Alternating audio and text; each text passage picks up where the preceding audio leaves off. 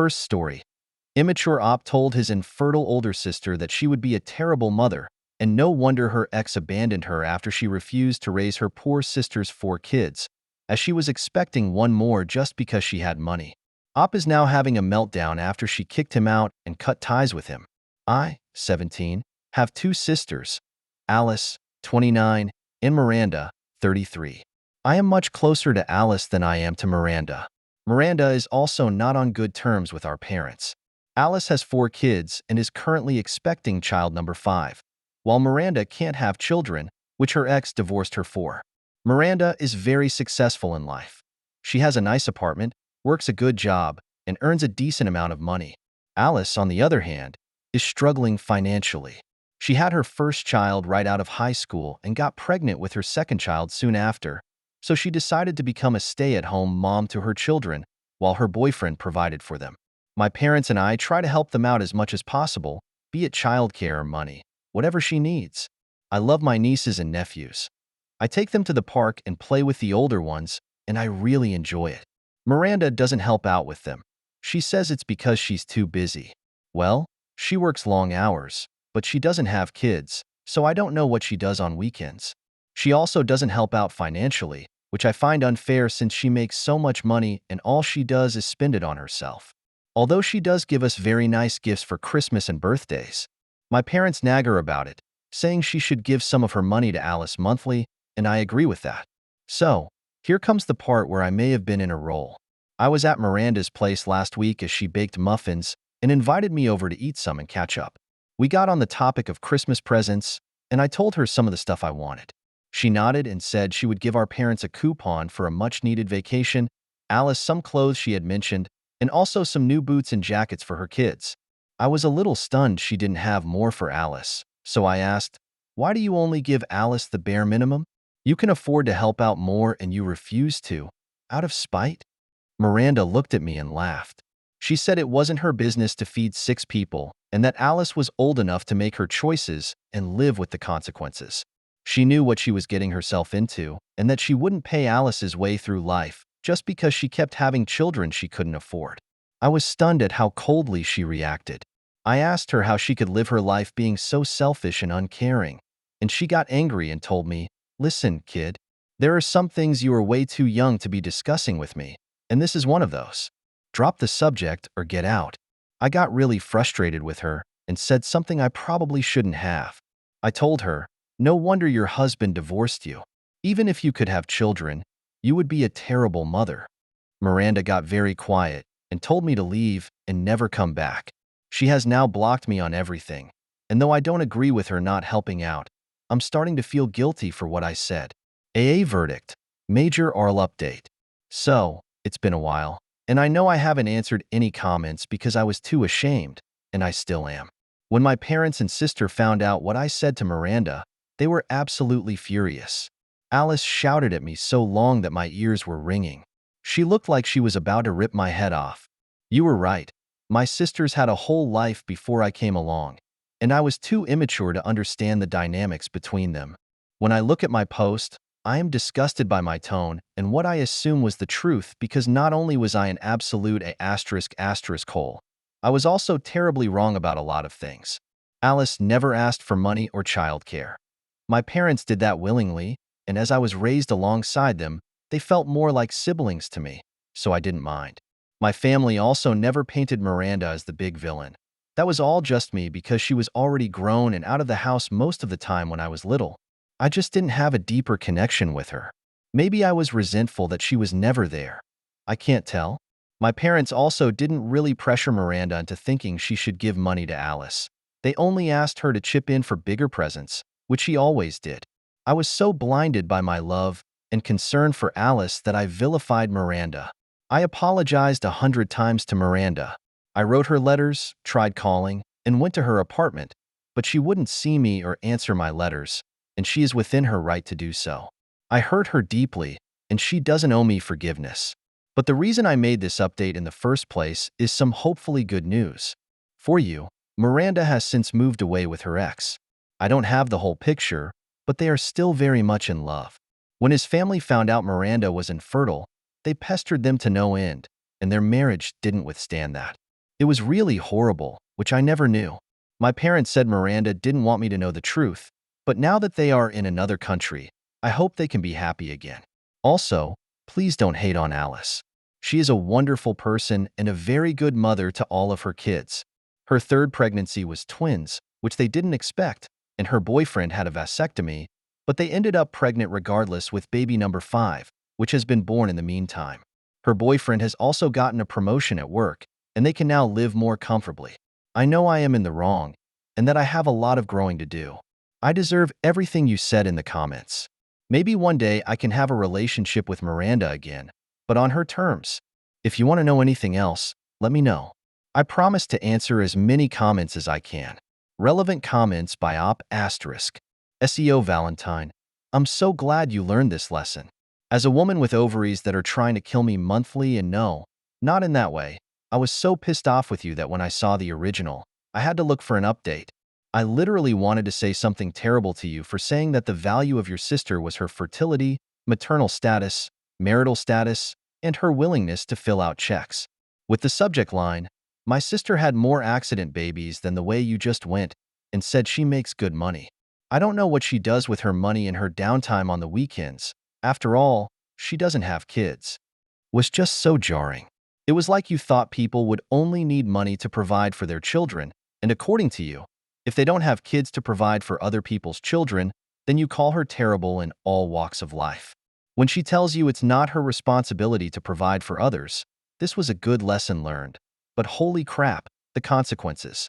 I'm sorry she won't forgive you, but you told her she deserved to be alone, didn't deserve kids, and was generally awful and cheap. I hope she can forgive you one day, but believe me, things will be strained. You'll have to stick it out if she reaches out. I really hope she can forgive you, because if not, this will hurt the both of you for a very long time. I honestly agree with you, and I need to accept the consequences. My sister doesn't owe me forgiveness. Looking at my original post, I feel sick, but keeping it up here will hopefully remind me never to say something like this again. I can't erase the past, but I can hopefully make the right decisions in the future. I do hope I can start over with my sister again one day and learn about her as a person. Thank you for your comment. Deleted asterisk. It's super good that you've realized the error of your ways and are changing. Self-improvement is never easy. In regards to Miranda, this isn't going to be easy, but it might be healthy for you to make peace with the idea that Miranda might not ever want to make amends. I had a friend that I hurt. I didn't mean to hurt her, but I did. I tried for a year to get her to talk to me. During that year, someone told me that every single person has a different final limit. Something that you might be able to get over quickly is their last straw. And eventually, I had to respect that I broke my friend's final straw, and there was no point in continuing to reach out. I needed to respect her wishes.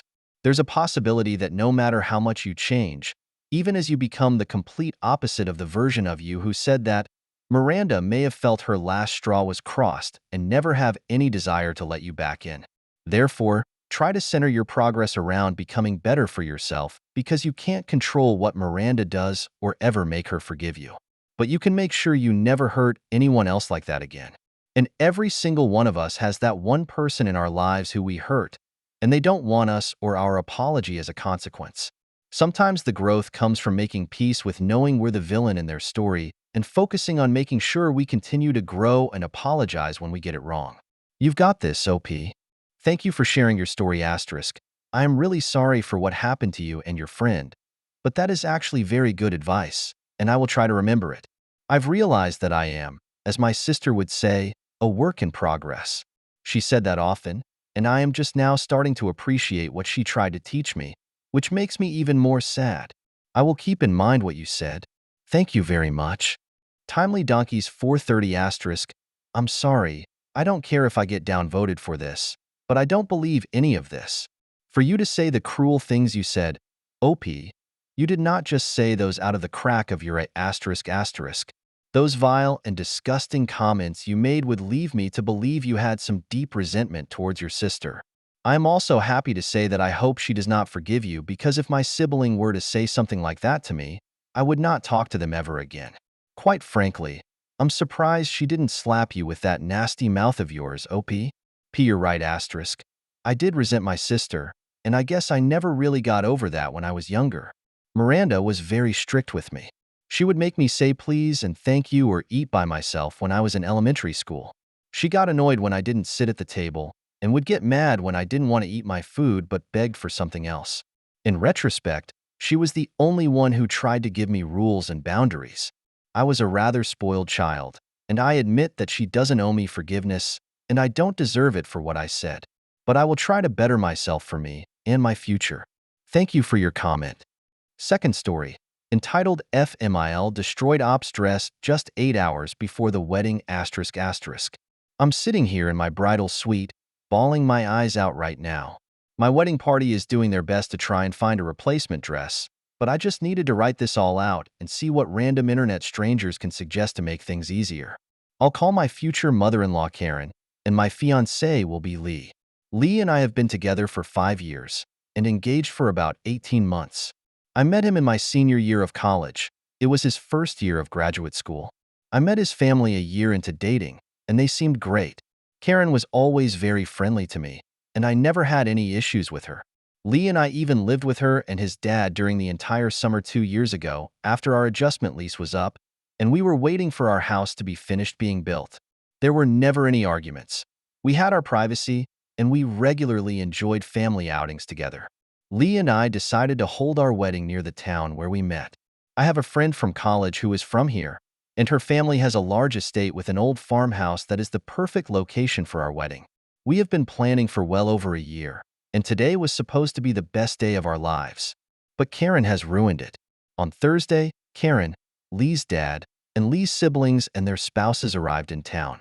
We had booked a block of rooms at the nicest hotel in town and were under the impression that everyone had made reservations.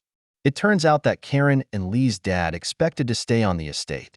I don't see how this happened since when we reserved the estate and secured the block of rooms, I provided hotel information to everyone.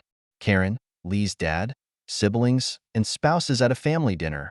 Karen asked if she and Lee's dad would be staying at the estate, and I told her that the estate only had one house, and we would be using it to get ready to stay on Thursday and Sunday anyway. When they got here Thursday and didn't have a room, we scrambled and decided to give them the house Thursday night while Lee and I ended up crashing with my friend whose family owns the estate. No big deal, except Karen refused to get a hotel room yesterday because the hotel where we blocked rooms was sold out. Lee gently told her that she and his dad cannot stay at the house again because last night my wedding party stayed here and we were getting ready this morning and we didn't need to worry about Karen and his dad. But he didn't tell her this, so Karen started crying, and I told her I would find another place for them to stay where there would be other guests. We found another room for them at the second nicest hotel in town, got them a larger corner room, and even the cost for last night and tonight.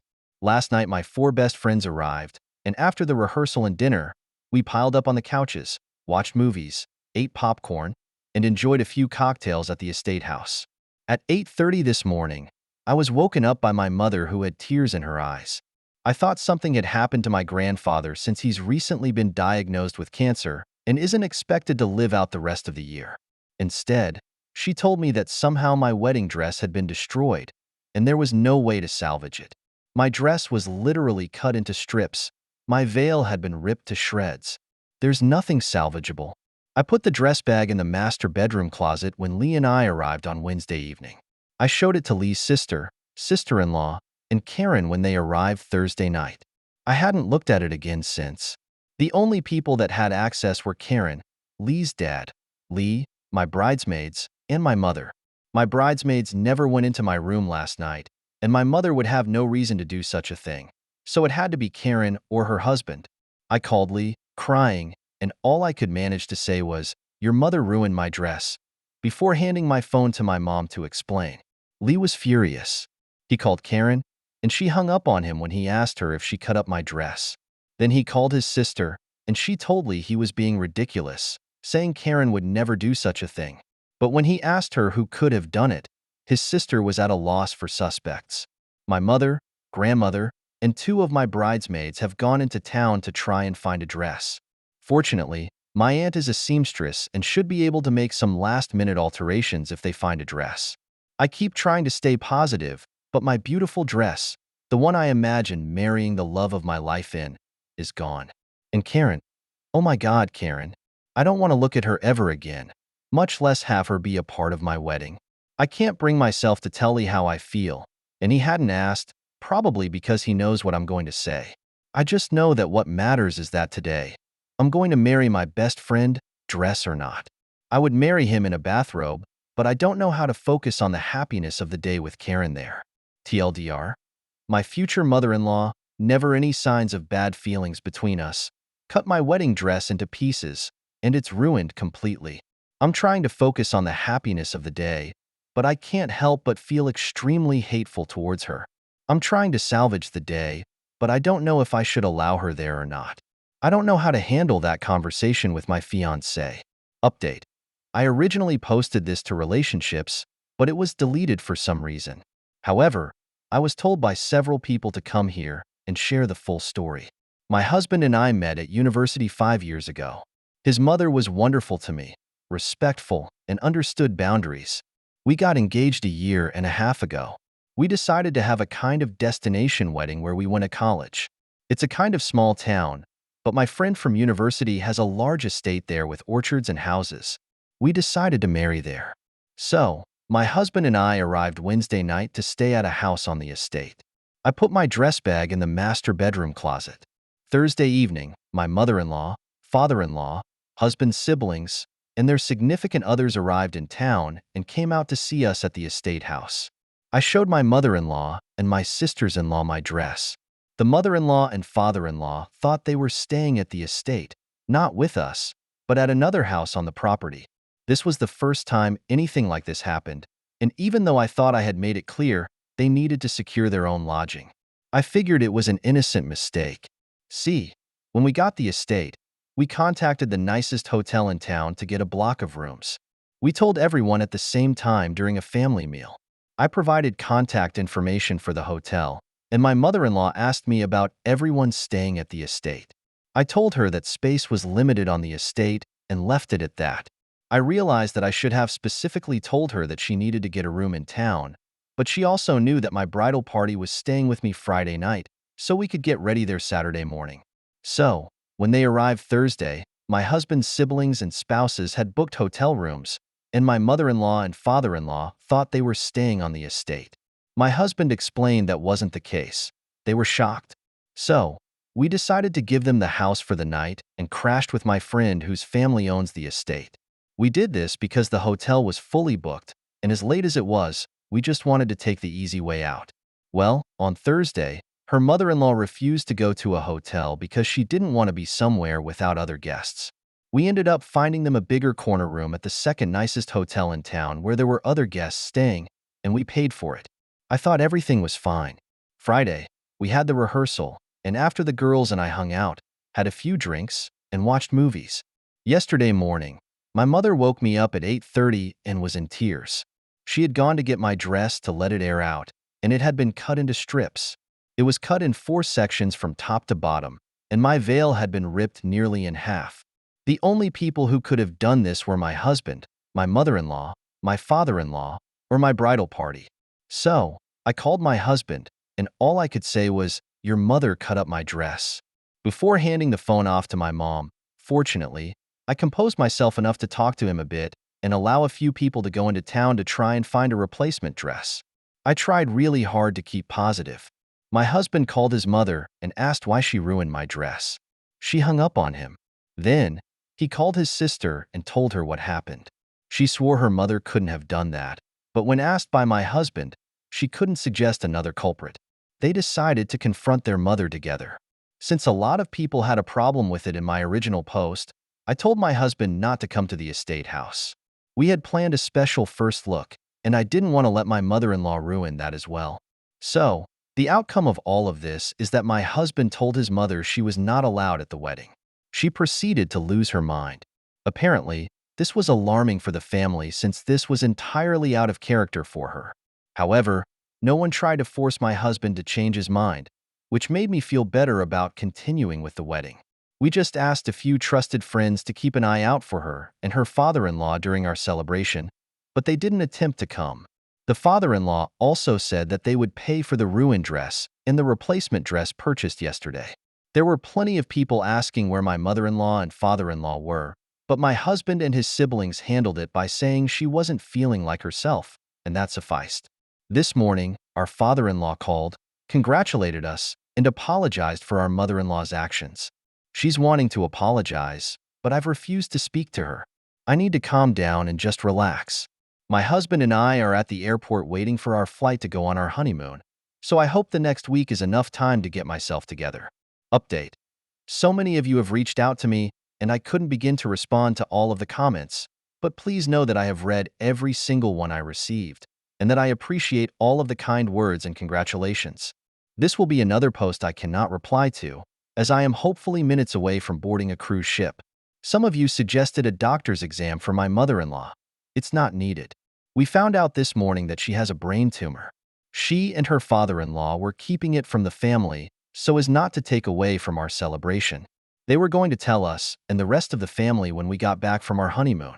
This is why his father-in-law was so quick to apologize and offer to cover costs. While he wasn't aware of what had happened, he knew his mother-in-law was displaying some odd behavior in the last week. Without giving out too much information, my mother-in-law most likely cut my dress because she thought she was working on it, given the way it was cut. This makes sense. I still have not spoken to her, but she did send me a lengthy email apologizing for her actions, admitting she did this despite not fully remembering, and telling me she understands if I never speak to her again. She did not ask me to forgive and forget or to apologize for how I feel and not what she did. I never in a million years would have thought she could have done this, but the process of elimination ended with only her. Also, to better explain a few things about her and her father-in-law staying Wednesday night, my mother-in-law did not show up that evening. She seemed completely confused and thought they were staying at one of the houses on the estate. Knowing about the tumor now, this explains her confusion that night and her strange behavior and attitude Thursday and Saturday mornings. My husband and I decided to go ahead with our plans at both my mother-in-law's and my father-in-law's request. Both my husband and I wanted to go back home immediately, but my father-in-law said there's nothing we can do about the situation, so we should just try to enjoy ourselves and worry about the rest when we return. I feel terrible about this, and I seriously hope she'll make a full recovery. Also, for those who felt I should be out for blood, I won't lie. I wanted her dead at several points on Saturday morning, but she was absolutely wonderful to me the entire time I've known her. We even lived with her and her father-in-law for an entire summer while our house was being finished, and she never once crossed a boundary or was anything but kind and loving. But I do want to make it clear that if she wasn't going through this medical issue, I would never have seen her again, nor would she ever see any children we might have. Oh, another common question was why her father-in-law stayed with her and missed the wedding. At the time, he told my husband he felt the mother-in-law needed to be watched, and my husband thought he meant the mother-in-law might act out again. We now know the father-in-law was worried the mother-in-law might have another episode and could get hurt or hurt someone else. Again, I thank you all for reaching out. Edit. Update. That was my mill. I deleted the post because someone found me, and I was concerned that more people would recognize the situation. Though there was not any ill intent by the person who found me, I felt it was important to respect my mill, given that her actions were not malicious. DH and I are coming up on a year of marriage. I have no more bad thoughts about my wedding day, which I am thankful for. We are just now in the process of moving Phil into a retirement community closer to us. He tried to stay in the family's house after Mill passed, but it was too painful. Thank you for watching the video. If you are interested in listening to these kinds of stories, we've got more in store for you. Simply subscribe to our channel, hit the like button, and share it with your friends.